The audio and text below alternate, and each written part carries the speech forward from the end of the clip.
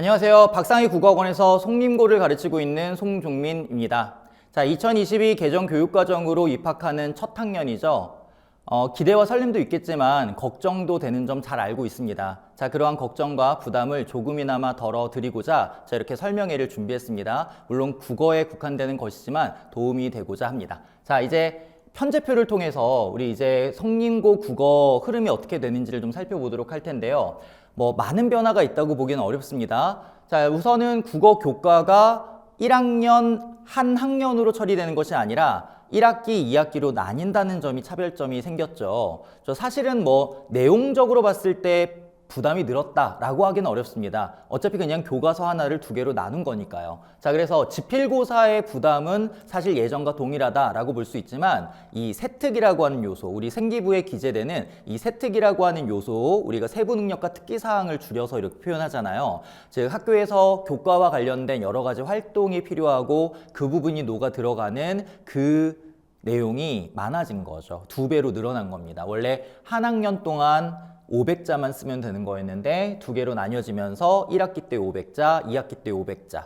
그래서 보통은 1학년 학생들에게는 우선은 지필에 열심히 준비를 하고 그리고 이제 2학년 때부터 본격적인 세특 싸움을 하면 돼 라고 얘기를 했었는데 남들 하는 만큼만 하면 돼 라고 했는데 이제는 좀 아닌 것 같아요. 그래서 학생들이 1학년 때부터 국어 교과에서도 분명 수업을 듣고 그리고 여러 가지 보고서 또 여기 수행평가와 관련된 차별점을 만들어내서 그걸 세특에 녹여내야 되는 그런 작업이 필요합니다. 어렵죠. 네. 아무튼 이렇게 공통국어에서 1, 2로 나뉘었다는 점 차이가 생겼고요. 그 다음에 2학년 때로 넘어가게 되면 일단 송림고의 특징인데 운영학점이 2학년 때 좀 적어지긴 합니다. 국어교과가 타 학교의 경우에는 4학점으로 유지가 되는데 이제 송림고는 3학점이에요. 이건 국어만 그런 건 아니에요. 국어, 영어, 수학 모두 4학점이 아닌 3학점을 줄여서 기본 과목 3과목의 학점을 줄이고요. 그 외에 이제 추가적인 내용들, 우리 이제 과학이죠. 과학이나 사회 쪽으로 편제를 좀 늘리고 있습니다. 송림고 2학년의 좀 특별한 점이라고 볼 수 있는데 물화생지를 2학년 1학기 때 다 다룹니다. 요게 조금 힘들죠. 물론 선택을 하는 거예요. 이 4과목이 전부 다 부담스러우면은 어떤 것만 선택을 해서 들으면 되겠지만 사실은 그래도 아직 진로가 정해져 있지 않은 친구들 입장에서는 다 들어야 되는 거 아니야? 라는 그런 부담감이 있을 것 같습니다. 이런 편제와 관련된 전체적인 내용은 사실 지금 말씀드리는 게 아니라 제가 설명회 때 다 어머님들과 말씀드렸었는데 혹시 그 영상이 필요하신 분들의 경우에는 학원으로 문의 주시면 이렇게 링크를 걸어서 이렇게 보여드리도록 할 겁니다. 자, 이제 국어 얘기만 다시 돌아와서 해보죠. 자, 이렇게 해서 학점이 줄어들었다라는 점이 있고요. 그 다음에 2학년 2학기 때의 변화가 생깁니다. 원래 기존에는 2학년 2학기 때 독서를 진행을 했거든요. 교과가 독서라는 교과가 있었던 거죠. 그런데 지금 교과가 이렇게 바뀌었습니다. 그러면서 이 독서와 작문이라는 교과로 바뀌며 3학년 편제로 넘어가고 2학년 2학기 때에는 화법과 언어 편제가 들어왔습니다.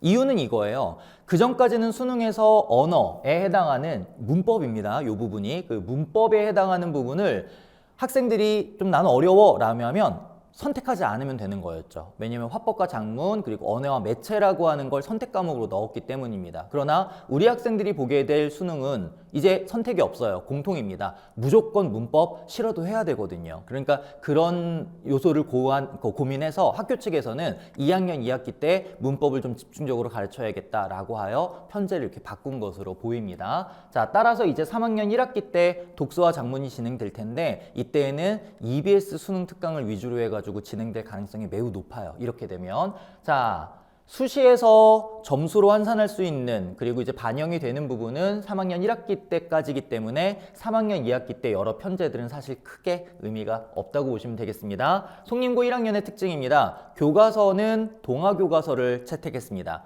분당권에서는 유일해요. 이 동아교과서가 비주류 교과서이긴 하거든요. 그래서 타 학교와 겹쳐가지고 이렇게 같이 가르치는 이런 상황은 만들어질 수가 없습니다. 자, 그래서 또 부교재를 반드시 활용할 겁니다. 반드시 할 거예요. 매년 달랐지만 매년 부교재를 썼거든요. 그래서 올해는 아직 미정입니다. 나오게 되면 곧바로 즉시 이 진도가 나갈 거고요.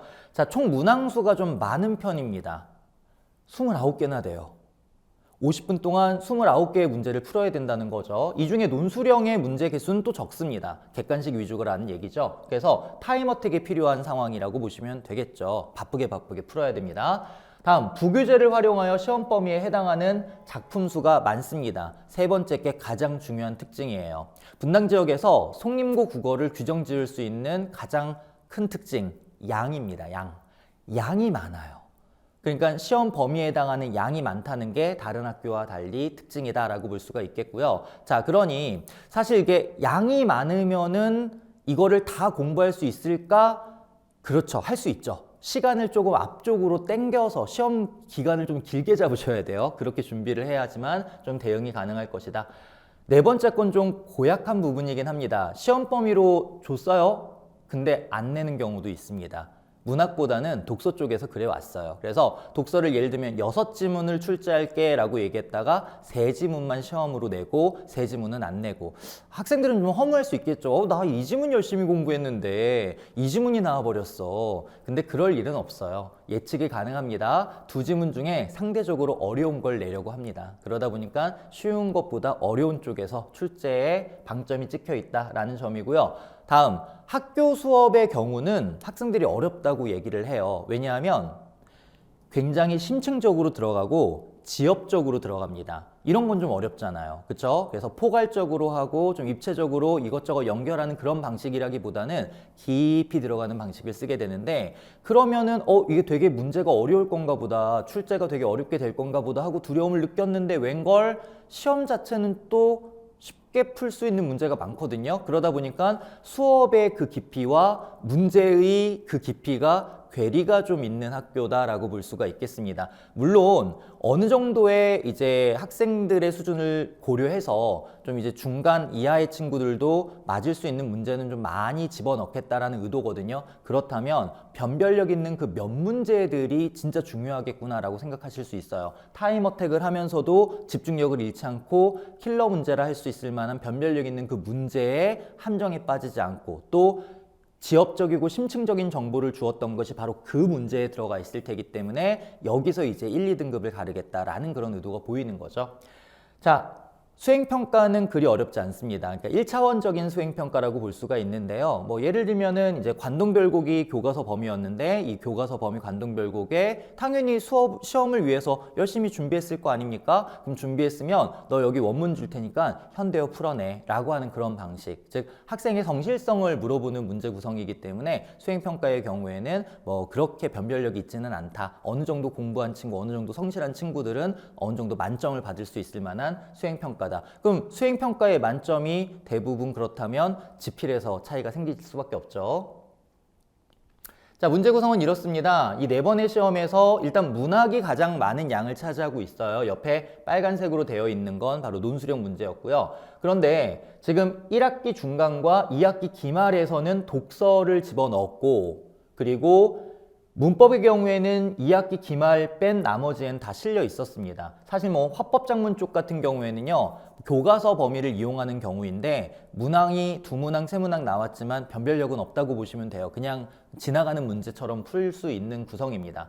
자, 이 독서가 들어가는 이유는 이 교과서 독서도 사용하지만 부교재 때문이었어요. 그래서 작년에 부교재는 올림푸스 전국연합 기출 고1 고1 교재를 사용을 했습니다. 그래서 이 안에 실려있는 문학과 독서를 이렇게 추가적으로 시험 범위로 집어넣는데, 뭐 여기저기 섞어서 내지 않습니다. 그건 되게 단순하게 앞에서부터 나가곤 했기 때문에 아마도 내년에도 어떤 부교재를 선택하든 그냥 앞에서부터 예측해서 진도를 나가면 좋을 것 같아요.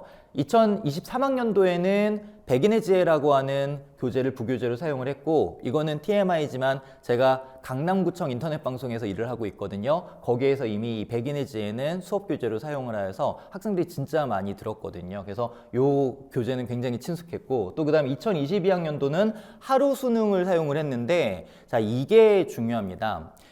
이제 부교재가 정해질 텐데, 부교재가 2024처럼 1학년 전국연합을 썼다. 그러면은 조금 평이한 난이도. 그런데 하루 수능 이름 보이시죠? 수능 지문이거든요. 3학년 수준입니다. 그러면은 그 해 내신은 아이고 힘들겠구나. 뭐 이런 생각이 드는 거죠. 그래서 일단 부교재의 채택이 뭐가 되느냐에 따라서 그 해 난이도가 차이가 날 것으로 보이거든요. 그래서 이런 부분에서 독서가 들어온다라고 보시면 되겠습니다. 자, 보기의 외부 작품.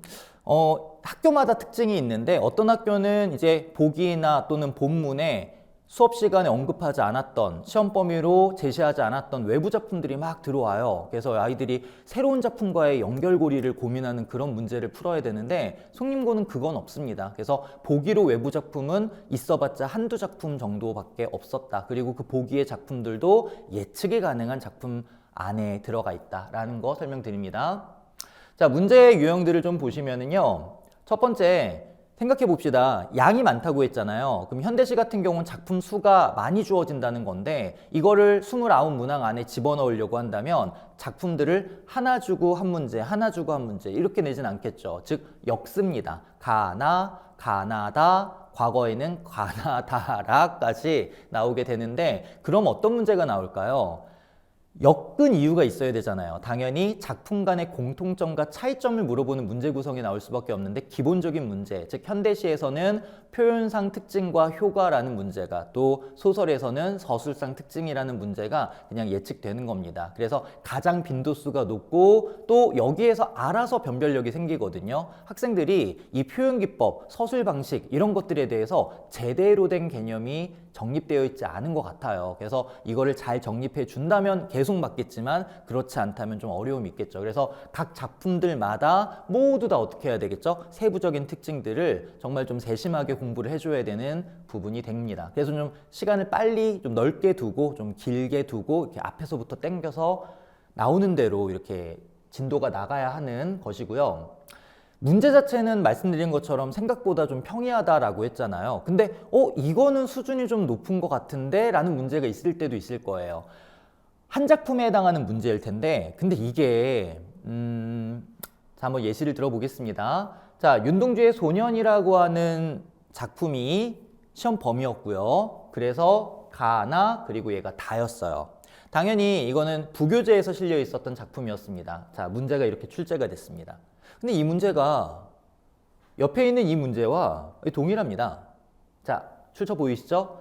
고2 2023학년도 3월 학평의 44번 문제였습니다. 보기만 빼고 작품은 윤동주의 소년이거든요. 문제를 요걸 준 거예요.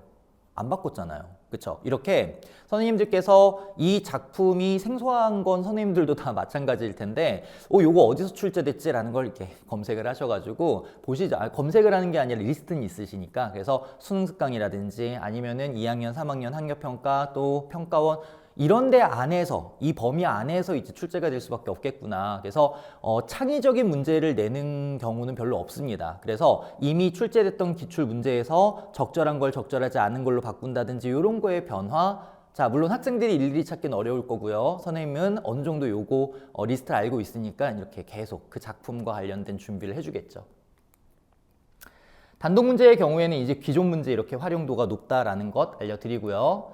자, 그 다음에 이제 독서 파트인데 결국 이 독서는 부교재가 뭐가 선택되느냐에 따라서 그 해 난이도가 달라질 거예요. 그래서 일단 시험 범위 중 독서 지문 선정 시에는 뭐 6지문 중에 3지문만 준다고 했잖아요. 난이도 높은 걸로 주었다라고 보시면 되겠고 당연히 어느 정도 이제 독해를 힘들어하는 친구들은 이런 거 나오면 막 몸소리 치는데 부딪혀야죠. 우린 수능에서도 독서 이런 지문들 이보다 더 어려운 거 볼 거거든요. 그래서 결국 이 지문 자체에 대한 어려움을 극복하는 힘이 필요하고 논술형의 경우에는 두 문제가 출제됩니다. 논술형 비중이 많은 편은 아니죠. 10%니까. 그래서 이 두 문제가 출제되는데 교과서를 활용합니다. 이 교과서의 뒤쪽 부분, 우리가 학습활동이라든지 여기서는 이제 적용이라고 하는 파트였는데 이런 부분들을 이용을 해가지고 출제하고 그럼 역시 예상이 좀 가능합니다. 그러니 이 논술형 같은 경우에는 어렵진 않으나 50분 이내에 타임 어택을 해야 되기 때문에 그냥 기계적으로 이렇게 쭉 써내려갈 수 있게끔 훈련하는 게 좀 필요하고요. 자, 그럼 예측을 해보죠. 2022 개정 교육과정에서 국어, 송림고국어 어떤 변화가 생길 거냐? 결론적으로는 큰 변화는 없을 것 같다. 먼저 출제 기준은 유지될 겁니다. 자, 이유가 있어요. 2022 개정 이전이 2015 개정이었고 그 첫 해가 2018학년도 입학생들이었거든요. 근데 그때 시험을 봐도 기조는 똑같습니다. 새로운 교과서가 나왔네. 이제 교과서만 내야지는 아니고 항상 부교재를 쓰기 때문에 외부 문학들이 또 나올 수밖에 없는 구성이고요. 대신에 서술형 비중이 조금 높아질 가능성은 좀 있어요. 왜냐하면 이렇게 고교학점제로 바꾸면서 서술형 비중을 높여라 라고 계속 압박을 주고 있는 중이거든요. 그러다 보니까 10%는 적은 편에 속합니다. 아마 20% 또는 30%까지 갈 가능성도 있는데 첫 중간고사에서 그 기준이 정해지겠죠. 네. 그런데 만약 이렇게 서술형 문항수가 늘고 비중이 높아졌다라고 한다는 건 어떤 이렇게 연계적인 효과가 생길 것이냐? 전체 문항수가 줄 수밖에 없고 전체 문항수가 준다는 얘기는 객관식 한 문제의 배점이 커지면서 변별력을 높여야 되는 상황이 벌어지거든요. 그런 부분에 틀 자체의 변화가 생길 수도 있겠구나라는 예측은 됩니다. 자, 선정된 부교재에 따라서 독서 난이도가 결정이 될 것이다. 그래서 만약에 올해 수능 지문이 있는 교재를 선택을 하셨다, 채택을 하셨다. 자, 그러면 현장에서 수업하는 걸로는 좀 시간이 부족할 것 같습니다. 현장에서 수업하는 건 독서에서 학생들 너무 어려워할 거거든요. 3학년 거 보려고 하면. 그래서 그런 것들을 이제 잘 가르쳐주는 쪽으로 가면서 문학의 양이 워낙 많다 보니까 그런 부분은 또 영상으로 찍어서 보완을 하고, 물론 영상으로 찍어서 봤지가 아니라 거기에 대해서 확인 학습하는 걸 또 현장에서 끌어내는 방식으로 추가적인 영상이 진행될 수밖에 없거든요. 그렇게 좀 바쁘게 갈 수밖에 없는 게 송림고 국어의 특징입니다. 자, 초반 3주는 일단 말씀드린 것처럼 기초적인 문제, 작품들 간의 공차, 공통점, 차이점, 서술상 특징 이런 걸 풀어낼 수 있으려면은 기본 능력이 필요해요. 그래서 이런 거 좀 쌓아 나갈 것이고, 2번이 타학교와 차이점인데 어느 정도 시간이 지난 다음에 자 이제 내신 들어가자 이게 아니고요. 송림고는 부교재는 이미 채택이 되었으니 부교재 앞에서부터 예측 선행 진도를 나갈 수밖에 없습니다. 양이 뒤에 가면 몰리거든요. 그러면 학생들이 다급해지고 바빠집니다. 집중력이 떨어질 수밖에 없어요. 그래서 앞쪽에서도 끌어당겨 예측 선행이 진행되고요. 수행평가는 아까 말씀드린 것처럼 단순하기 때문에 뭐 훈련 잘하면은 잘 맞을 수 있거든요. 대비훈련 들어갑니다. 자, 이제 중반 4주가 되면은 이제 범위가 슬슬 나오기 시작하고요. 그럼 문법에 대한 대비, 그리고 먼저 개념을 잘 잡은 다음에 문제풀이로 계속 강화하는 작업을 들어갈 거고, 교과서 및 부교재 완전 학습 하는데 이때 연계 작품에 대한 설명도 할 수밖에 없어요. 보기로 나오는 연계 작품 한두 작품이긴 하지만 사실 우리는 내신만 하면 안 되죠. 수능까지도 가셔야 됩니다. 그래서 수능적인 마인드라고 하는 것은 이 작품과 생소한 어떤 작품이 어떠한 연결고리를 가지고 있을까를 사고하는 능력이 필요한 건데, 그런 방식으로 수업이 또 계속 진행됩니다. 마지막 이제 당연히 선생님 강의가 올해 21년 차 굉장히 이제 경력이 있죠. 노하우 있는 이런 수준 높은 교재를 활용을 하면서 수업을 진행을 할 거고요. 마지막 종반이 2주입니다. 직보를 포함합니다. 모의고사를 봐야죠. 그래서 학생들이, 저는 솔직히 직보를 하면서 지금까지 배웠던 거 요약 정리하는 건 학생들에게 좀 무의미하다고 봅니다. 그래서 학생들이 다음 날 보는 시험을 미리 느끼는 것과 같은 그런 모의고사를 준비해 줍니다. 그래서 학교 시험 스타일과 동일하게, 그러나 난이도는 조금 더 높게끔 해서 이제 이전 주에 2번, 그리고 직보 때 2번, 총 4번 이상을 보게 하고요. 그렇게 했을 때 학생들이 당연히 내가 어제 봤던 게 오늘 이렇게 적용이 되네 라는 생각을 하면서 좀 신속하게 볼 수 있는 효과가 생기겠죠. 그러면서 연계 가능 작품도 추가적인 설명을 들어갈 거고요. 선배들이 극찬합니다. 선생님 진짜 적중률 대단해요. 그리고 문제 너무 똑같아요. 진짜 더 어려웠던 걸 풀었더니 쉽게 느껴졌어요. 이런 반응들이 줄 잇고 있거든요. 그래서 이제 우리 학생들이 느낄 차례가 됐습니다. 자, 그래서 저는 교재도 제 손을 다 타서 만들거든요. 굉장히 디자인 깔끔하죠. 그래서 일일이 학생들이 어떤 부분들을 요구하고 어떤 부분들을 또 제가 가르쳐야 되는지를 알고 있기 때문에 저의 수업 스타일에 맞춰가지고 이렇게 교재를 구성을 짜고 또 학생들에게 제공을 하곤 합니다. 자, 믿고 맡겨주시고요. 앞서 말씀드린 것처럼 혹시 그 입시와 관련된 부분, 제가 설명회 때는 말했지만 지금은 짧게 영상으로 이제 국어와 관련된 정보만 드리려고 하는 거니, 필요하시다면은 학원에 문의해 주시면은 이렇게 링크로 이렇게 설명회 풀 영상을 드리도록 하겠습니다. 자, 같이 들어주셔서 너무 감사합니다.